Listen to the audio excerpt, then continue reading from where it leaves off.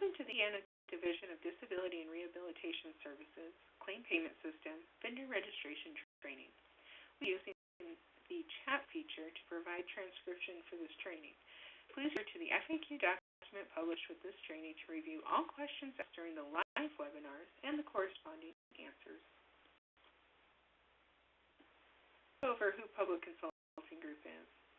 Public Consulting Group, Inc., PCG, is a leading public sector management consulting and operations improvement firm that works with health, education, and human services agencies to improve lives. Go over today's course objectives. During the webinar, we will introduce the new electronic claim payment system and demonstrate complete a vocational rehabilitation service vendor registration in the claim payment system. Before we cover the complete vendor registration in the electronic claim payment system, let's go over some important information. The Division of Disability and Rehabilitation Services, Bureau of Rehabilitation Services, contracted with Public Consulting Group, or PCG, to implement an electronic claim payment system, or CPS, for vocational rehabilitation service vendors for the submission of invoices and payment of claims. Once the electronic CPS is implemented, all payments to our vendors will be processed through the system. The payment system promotes faster vendor payments, capability to review when a state employer approves claims, generates reporting data on outstanding authorizations and remaining funds for authorization, encompasses fiscal validation rules to reduce state additional follow-up from service vendors. It is strongly recommended for vocational rehabilitation vendors to complete vendor registration as soon as possible to have access to the electronic claim payment system. There will be future trainings available for all vocational rehabilitation service vendors to attend to learn the functionality of CPS. To start the registration process, a vendor account must be requested. First, click on Registration. Then, Vendor Account Request from the drop-down. Enter in the username, first name, last name, email, and business name fields. Then on the Submit button. A2 fields are not mandatory during the account request process. The information entered will be the primary account owner for CPS. It is recommended that a vendor creates a business email for CPS to avoid using a direct person's contact information.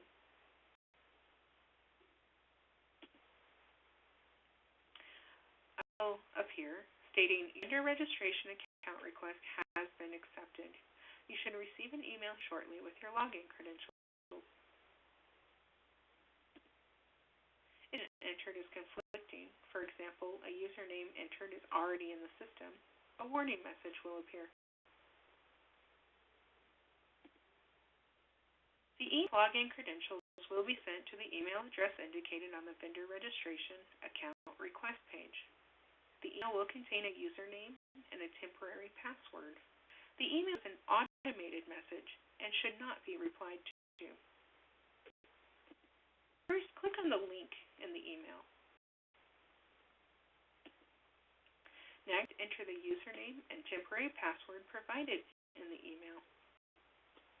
Click on the Login button. The vendor password will appear. The first thing a user should do is change their password. Change the CPS password. Click on Account. Then select My Account from the drop-down list.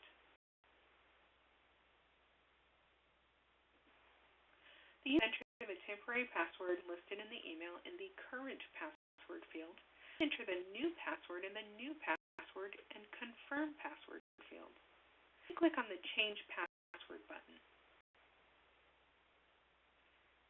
The CPS password must be 8 alphanumeric characters, including a lowercase and uppercase letter, numbers, or special characters, Also, passwords must be changed every 60 days. Creating a new password, vendor registration can begin by clicking on Vendor Registration. Then select Vendor Profile from the drop-down list. Profile will appear. Accurate data must be entered in each tab to complete the VR vendor registration process. Current certification status states not certified, and the approval status states not available at this time. As we continue the process in the training, the approval status will be updated. The General Information tab requires accurate data be entered in the Vendor Information section, the Secondary Contact Information section, if applicable, the Business Classification section, the Credential Information section, and the Supporting Documentation section. To complete the General Information tab, a user must first select a user type. The business name will be pre-populated. Information must be entered in the business name field, first name, and last name field. Information must also be entered in the FEIN Federal ID and the vendor bidder number field. The vendor classification must be selected from the drop-down list. Agency primary contact information, including primary contact name, title, and email fields, also require data entry.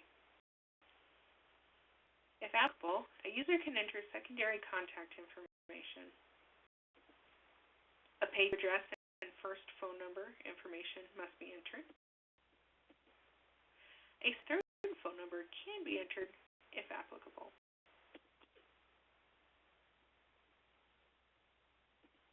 The verification section requires the user to indicate if the vendor is profit, nonprofit, or private.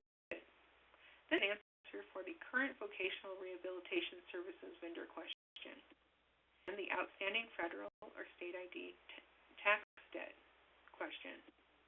Lastly, an answer to the do you or any of your staff have any relatives working for or receiving services from Indiana VR question.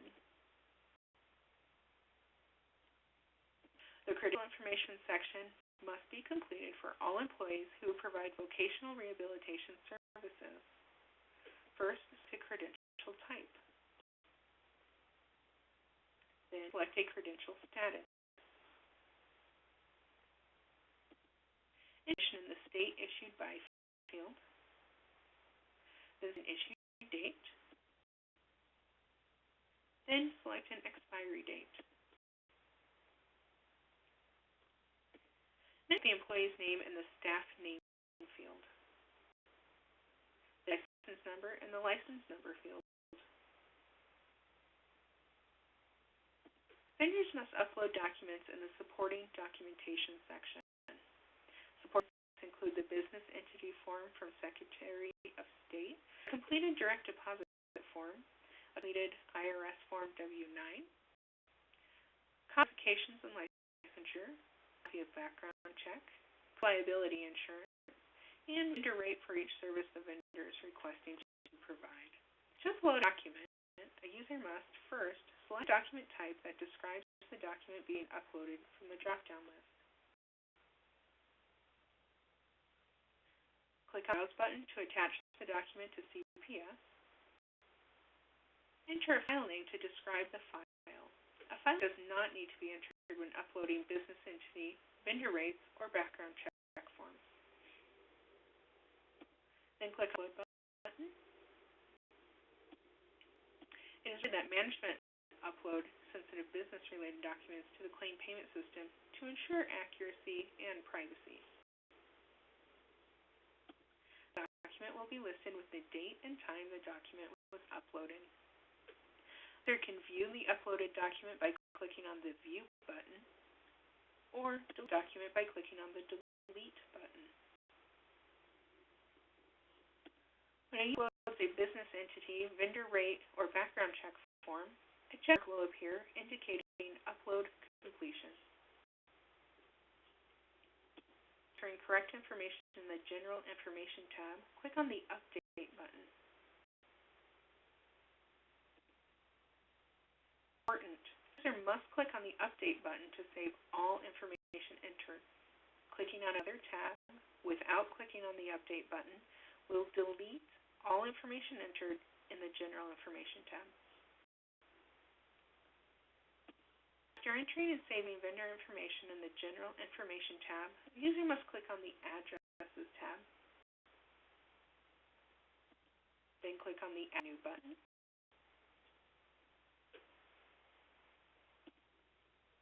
Use an address type from the drop-down list. The address types are as follows. The address indicated on electronic invoices. Mailing address indicated for Indiana Vocational Rehabilitation vendor correspondence. Paid to addresses can be listed as a backup. However, vendors need to register for EFT. Indical as of actual place or places of service. Indicate if the address is primary by clicking on the checkbox. Enter the data in the Address 1, Address 2, City, State, and Zip Code fields. After choosing an address type, indicate if the address is primary. In the address, the user must click on the Add button. The address will appear. A user click on the Edit link to update or correct address information. The user click on the Delete link to remove the address information.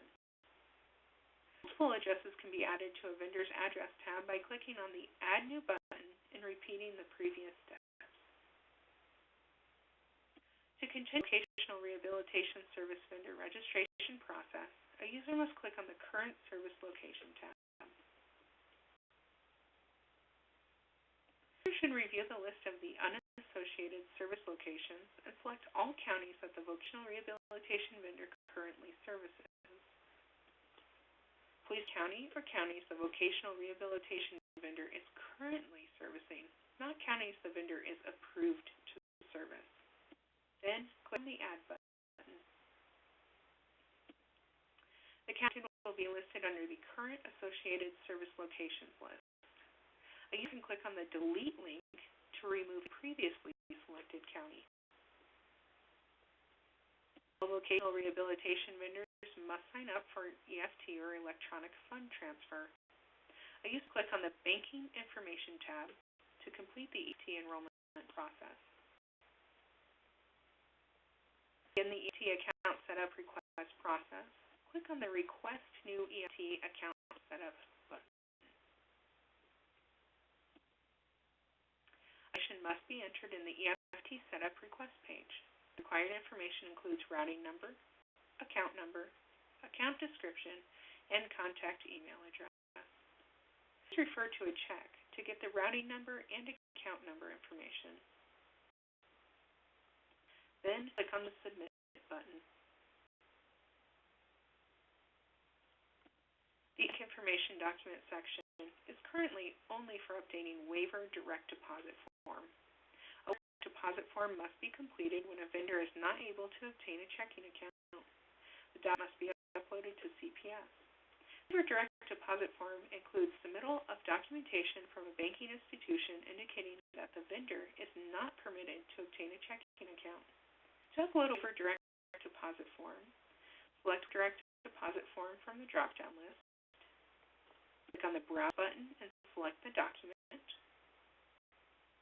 enter the name, then click the Upload Document button. Indicating that the document has successfully been uploaded will appear. That will be listed with the date and time the document was uploaded. A user can view the uploaded document by clicking on the View button, or delete the document by clicking on the Delete button. On a waiver direct deposit form, enter information in the first name, middle name, last name, and the date bank signed waiver field, then click on the Save button. After information in the Banking Information tab, click on the Services Goods tab. Click the New button. Then select service category, service type, and method. Categories require a service type or method to be selected. Then click Add button. The service goods added will appear. A user can delete a service or good by clicking on the Delete link. A user can add additional services or goods by clicking on the Add New button. Enter information in the General Information tab, Addresses tab, Current Service Location tab, Banking Information tab, and the Services Goods tab. The vendor registration can be submitted for approval. To submit approval, first click on the General Information tab, then Submit button. The vendor provider agreement will appear. A user must read the agreement and then click on the Agree button. Stating that the application was submitted successfully will appear. The approval status that was once not available at this time now states pending review. If the application is pending review, a user can no longer edit any information in the electronic claim payment system. A state employee will review the vocational rehabilitation vendor application. If approved, an email will be sent to the service vendor with information stating the application has been approved. The approval status will change from pending review to approved. The employee does not vocational rehabilitation service vendor application. An email will be sent to the service vendor with information stating application has not been approved. The approval status will change from pending review to not approved, and the reason or reasons why the application was not approved will be indicated. Applications not approved must be updated and resubmitted. Some important elements. Vocational rehabilitation service vendors must complete vendor registration in the electronic claim payment system. CPS passwords must be updated every 60 days. You click on the Update button to save all information entered in the General Information tab prior to submitting a service vendor application. All approved service vendor applications must be updated and resubmitted for approval. Your trainings will be provided to review and demonstrate other claim payment system functionality. Once the CS system is implemented, Indiana Vocational Rehabilitation Service vendors can call the Customer Service Call Center for assistance. Hours of operation are Monday through Friday, 8:30 to 5:30 Eastern, and their number is 833-475-3061. If you have questions or need further assistance, contact Indiana or PCG at the following email or the Service Call Center Monday through Friday.